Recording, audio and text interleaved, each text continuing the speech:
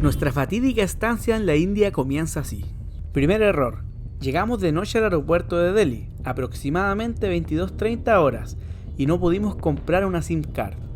Esto fue vital para una cadena de acontecimientos que veremos a continuación. Segundo error, y el más peligroso. Salimos del aeropuerto y, como de costumbre en nuestros viajes, tomamos un taxi, que por lo general son taxis habilitados del aeropuerto. Así lo asumíamos hasta ese entonces. Hicimos lo mismo que todas las personas que salían del aeropuerto. Una persona se nos acercó, preguntó cuántos éramos y llamó a un taxi. Y de aquí en adelante comienza el calvario. Nos subimos al supuesto taxi, que si ahora lo pensamos bien, era un auto común y corriente. Pero asumimos que así eran los taxis en la India. Al menos así se veían todos los taxis que la gente tomaba. Desde ese momento y en adelante, el conductor y su copiloto, la misma persona que llamó el taxi, que extrañamente también se subió, no estuvieron en contra de nuestra voluntad hasta altas horas de la noche. Salimos del aeropuerto con dirección al hotel que teníamos reservado. En el camino el conductor era muy insistente. Preguntaba si era nuestra primera vez en la India y cuántos días nos íbamos a quedar. Después de todo lo que pasamos, entendimos por qué era tan insistente con esa pregunta. Estuvimos más de una hora intentando llegar al hotel, mientras el camino se hacía más oscuro y alejado, mientras el conductor nos distraía, contándonos historias sobre los camiones llenos de gente, tocando música fuerte que pasaban recurrentemente por nuestro lado. Hasta pasamos por un lugar donde estaban reunidos algunos de estos camiones, llenos de gente, entre ellos niños y adultos danzando alrededor de fogatas. El conductor nos comentaba que adoraban a un dios. No sé si será real después de todo lo que vivimos. Hasta ese momento le creíamos. Lo que viene a continuación no hubiese pasado si hubiésemos tenido internet. Después de un buen rato dando vueltas, llegamos al supuesto hotel que habíamos reservado. Era un lugar con muy poca iluminación y una gran barrera que cercaba toda la calle. Y justo era donde estaba ubicado nuestro hotel. Y obviamente no podíamos pasar. El conductor nos informa que la calle estaba cerrada por COVID. Recordemos que esto pasó a mediados del año 2022 y los países asiáticos aún no salían completamente de la pandemia y estaba recién reactivándose el turismo.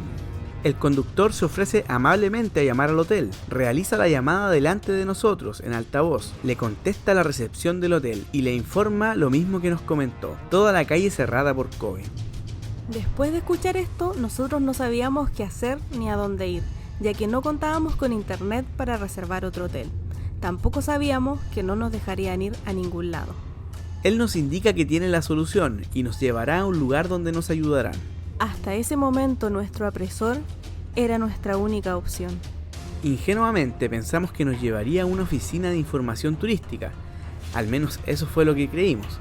Llegamos al lugar, confirmamos nuestra hipótesis, pero todo lo que pasó después diría lo contrario.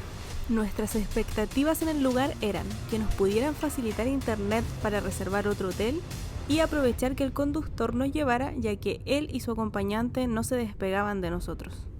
Cuando llegamos a la supuesta oficina de turismo, nos bajamos con nuestras 2 mochileras a la espalda. Aunque el conductor insistía en que la dejáramos en el vehículo, eso nos generó desconfianza. Las primeras impresiones fuera del vehículo, éramos nosotros 2 con nuestras mochileras a la espalda, el chofer y su acompañante detrás de nosotros.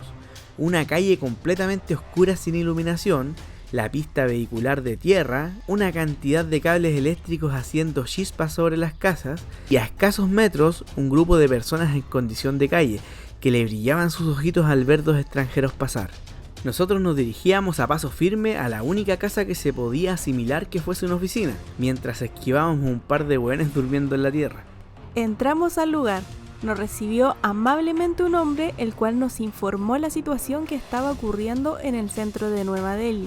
Con la ayuda de un mapa nos indicó todo el radio que estaba afectado y cerrado por una contaminación masiva de COVID, por lo que todos los hoteles situados dentro del radio estaban clausurados. Le pedimos si nos podría compartir internet, lo cual se negó, y toda la amabilidad que tenía al recibirnos se fue con esa pregunta.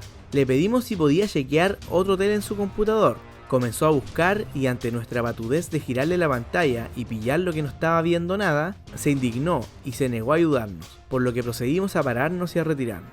Siendo alrededor de la 1 de la madrugada, nos subimos al auto. Pero antes de decir cualquier cosa, el chofer nos ofreció otra solución, donde sí nos podrían ayudar, así que fuimos para allá. Ya con desconfianzas e interrogantes en nuestra mente. ¿Quién atiende tan tarde una oficina? ¿Por qué no nos quiso pasar internet? Tanta insistencia de parte del chofer, hasta que llegamos al segundo lugar, que por cierto era muy similar al anterior. Esta vez era una puerta pequeña, que daba a una escalera empinada al segundo piso, y nosotros, todos cansados con nuestra mochilera a la espalda y hartos sobre todo lo que estaba pasando. Entramos, y a este señor al menos le duró más la amabilidad que al anterior. Nos buscó hoteles, hizo llamadas, y por la poca disponibilidad que había... ¿Recuerdan los camiones llenos de gente que pasaban en nuestro camino desde el aeropuerto al hotel?